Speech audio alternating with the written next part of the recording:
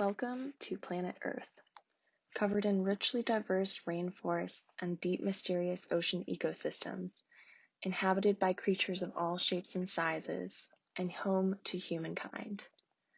Presently, we're seeing the profound influence of human activity on our green and blue marble, and a multitude of problems are becoming ever more apparent. Rising water temperatures and ocean acidification are causing rapid destruction of biodiversity in our corals and marine ecosystems. The melting of polar ice caps threaten millions of people that live dangerously close to sea level, and there are literal heaps of trash and pollution in the ocean that gather in what is aptly dubbed the Great Pacific Garbage Patch. The existence of water molecules on spaceship Earth is the reason for life and growth, and our oceans facilitate the whole of our globe working in harmony. The ecological imbalances due to climate change are turning our oceans' organisms and ecosystems into overstressed, slimy, and suffering messes, putting all of life on Earth at risk. As we begin to recognize and acknowledge these massive changes, we run into new challenges about how to talk about our situation. Many have turned to describe it using the term Anthropocene. Anthropos meaning man and scene meaning new, the Anthropocene describes our current period of time where human activity has significantly altered the Earth's biosphere and is considered to be a distinctly new geological era. The Anthropocene is a good place to start the conversation, but it is only the tip of the quickly disappearing iceberg, and fails to recognize the entirety of the issues humankind must face head-on. To be able to truly address and fix the climate issues of our time, we must see our situation through new frameworks and engage in discourse using terms that support the inherent weave of nature and society. There are a multitude of words to choose from, just a few being the Capitalocene or the Cthulhucene or even the Necrocene. Each have their own interpretations of the crisis and present differing solutions, but they all share a common purpose to actively engage with the climate crisis and reject the dualistic separation of nature versus society. By using terms that support the inherent weave of both, we can work towards integrating our world ecology and move forward with the goal of cohabitation and biological harmony, instead of falling prey to the ignorance, arrogance, and cynicism that the Anthropocene creates. We must also acknowledge the historical developments that have led us to our current crisis, and uphold the integrity of science and research around the effects of human activity and climate change. The natural ecosystems of our whole planet are crucial to life on Earth as we know it, and by using more descriptive conceptual terms outside of the Anthropocene, by integrating society and nature, and by upholding scientific fact, we can probe deeper into the trenches that we have created and work towards developing solutions that help us swim instead of sink. The thoughts we use to think and the words we use to describe our frameworks matter. In order to address climate issues, we must begin to describe them with more nuanced and intentional words that accurately represent the historical facts.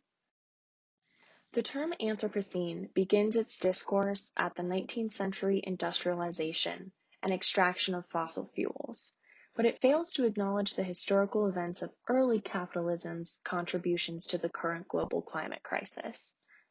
In contrast, Jason Moore, an environmental author and editor of the book Anthropocene or Capitalocene, Nature, History, and the Crisis of Capitalism, he describes the Capitalocene as a multi-species assemblage, a world ecology of capital, power, and nature.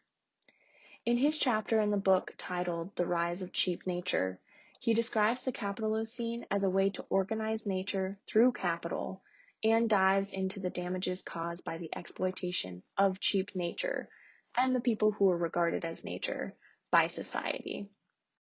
He argues that the crux of early capitalism's success was the valorization of labor production and the commodification of both human labor power and non-human energy, such as the work of a river or a waterfall or a forest. His term, world ecology, is the concept of humanity as a collective working together to integrate nature with society, find a balance that supports all of Earth's inhabitants. Not only does the Anthropocene fail to represent the history and impact of capitalism on the environment, but it further separates nature from society. In separating ourselves from nature, we continue to uphold the hierarchy of humanity and justify our harmful actions. The Anthropocene supports this divide and can lead to cynicism, inaction, and perpetuating techno-engineering as the only way forward. Another alternative term is the Cthulhucene, an underworldly and complex term coined by author, professor, and activist Donna Haraway. Her term is a call for understanding the intertwined and multi-species nature of our planet, and an embrace of the muddy, egoless, and fertile hot compost future of the Earth. These alternative terms get to the root of our issues and offer an acknowledgement of history and creative solutions to integrating nature and society. Climate researchers and scientists nowadays are better understanding the link between human activity and global climate shifts in our oceans and other ecosystems. We're seeing oceanographic shifts that are unprecedented, and more than ever, the future of our planet looks grim. Take for one example the effects of rising water temperature and acidification on coral reefs worldwide. More frequently than recorded ever in history, we're seeing mass bleaching events that are devastating the colorful and eccentric marine creatures and the life that live in and around them. Scientists predict that over the next 20 years, 70 to 90% of coral reefs will be killed off. These statistics and events are devastating and overwhelming, and cynicism is common in the general dialogue around climate change. But we must fight for effective solutions and ward off apathy. As Donna Haraway says in her chapter titled Staying with the Trouble, the Anthropocene and the Capitalocene lend themselves too readily to cynicism, defeatism, and self-certain and self-fulfilling predictions, like the game over, too late discourse I hear all around me these days in both expert and popular discourses. Techno-theocratic geoengineering fixes and wallowing in despair seem to co-infect any possible common imagination. We must be very wary of both the cynicism and the techno-centric futurisms that end up complicating or destroying an already complicated system. Techno-engineering is an option, but it's not the only way to truly integrate nature and society, and it can lead to more complex issues, such as the lethal and inconspicuous use of drone strike attacks, and many other issues that come along with technological production, like pollution, mining for precious metals, and labor violations from mass production. Although science provides astonishingly accurate and advanced research on melting ice caps, dying corals, and the threat to our coastal cities, many people still dismiss these statistics and render the whole of climate change to be non-existent. We can engage in these discussions and viewpoints, but we must continue to support the scientists fighting for this information to be understood and legitimized. In conclusion, the climate impacts from human-related activity is throwing our planet's biosphere out of balance. If we do not adjust our ways, we risk hurtling full throttle towards almost certain catastrophe. The thoughts we use to think and the language we use to discuss the climate crisis have a profound impact on our actions. The Anthropocene is a good introduction in discussions around human impact, but doesn't address key historical and present-day environmental issues that capitalism is exacerbating.